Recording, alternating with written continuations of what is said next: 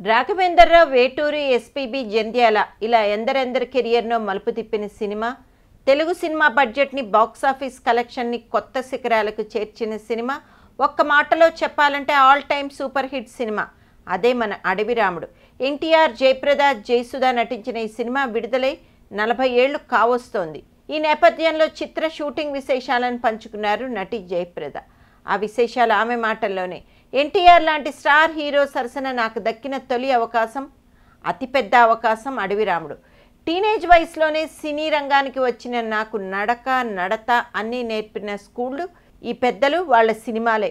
ముదుమలై ఫారెస్ట్లో క్యాంప్ చేసి ఈ సినిమాకు చేసిన షూటింగ్ అంతా సందడే. ఈ సినిమాలో నాకు 2 ప్రమాదాలు తప్పిపోయాయి. ఒక సీన్ కోసం నేను, జయసుధ ఏనుగుపై కూర్చుని వస్తూ ఉంటాం. ఆ సీన్లో విలన్ మనుషులు హీరోపై దాడికి దిగుతుంటారు. తీరా ఆ షాట్లో విలన్ అరుపులు, పేలుళ్ళు విని ఒక్కసారిగా ఏనుగు బెదిరింది.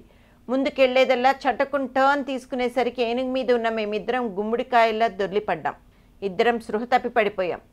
సపర్యలు చేశాక తేరుకున్నాం. రెండో ప్రమాదం ఏమిటంటే సినిమాలో వచ్చే ఘాట్ రోడ్ మీద టాంగాలో చేజింగ్ సీన్. ఆ షూటింగ్లో గుర్రబగ్గి వేగంగా వెళ్తున్నప్పుడు చిలుకు ఊడిపోయి చక్రం విడిగా వచ్చేసింది. దాంతో బగ్గి ఒరిగిపోయి నాకు దెబ్బ తగిలింది. అవన్నీ ఇప్పుడు తలుచుకుంటుంటే గమ్మత్తుగా అనిపిస్తుంది. అలాగే ఆ సినిమాలోని పాటలు కూడా. ఆరేసుకోబోయి పారేసుకున్నాను పాటను దర్శకులు చాలా గ్లామరస్గా తీయడం, రిలీజ్ అయ్యాక ఆ పాట వచ్చినప్పుడల్లా థియేటర్లో జనం డబ్బులు తెరపైకి వేయడం మర్చిపోలేను. 40 ఏళ్ళు అవుతున్నా ఇప్పటికీ ఎప్పుడు ఆ పాట చూసిన అంతా ఇవాళే జరిగినట్టు చాలా ఫ్రెష్గా అనిపిస్తూ ఉంటుంది.